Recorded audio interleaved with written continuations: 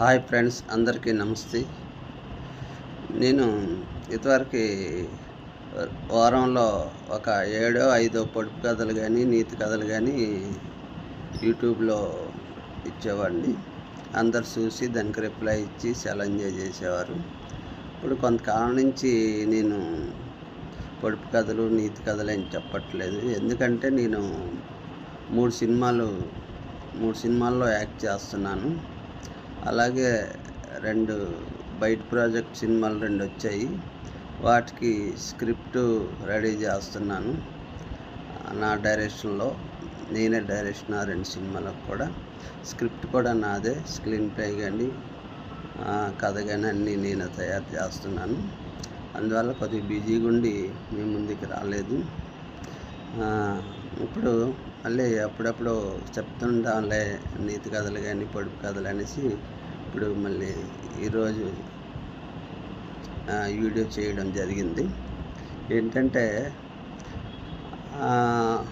ఒక కొడుకు ఒక తండ్రిని ఫూల్ చేస్తుంటాడు. ఇదంతా పాత కథే, అందరు తెలిసిన కథే. ఏమంటాడంటే నానా పులి అని అరుస్తూ ఉంటాడు. ఆ తండ్రి భయంతో ఏది బాబు అనేసి వచ్చి చుట్టూ చూస్తున్నాడు. అనేసి నవ్వేసి ఊరుకున్నాడంట. ఎదురప్పులు అంటే ఊరికి నేను నాన్న అలా చెప్పాను అని చెప్పాడు. మళ్ళీ రెండోసారి ఇంకొకసారి నానా పులి అంటే మళ్ళీ భయంతో ఆందోళనతో వచ్చేసి ఏది నాన్న పులి అనేసి కొడుకుని అడుగుతున్నాడు.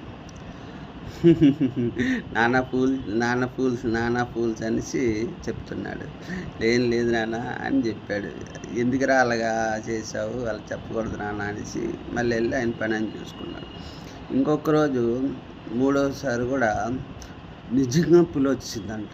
నిజంగా పులి వచ్చితే ఆ పులిని చూసి ఆ పిల్లోడు భయపడిపోయి నానా పులి అని భయాందోళనతో పిలుస్తున్నాడు.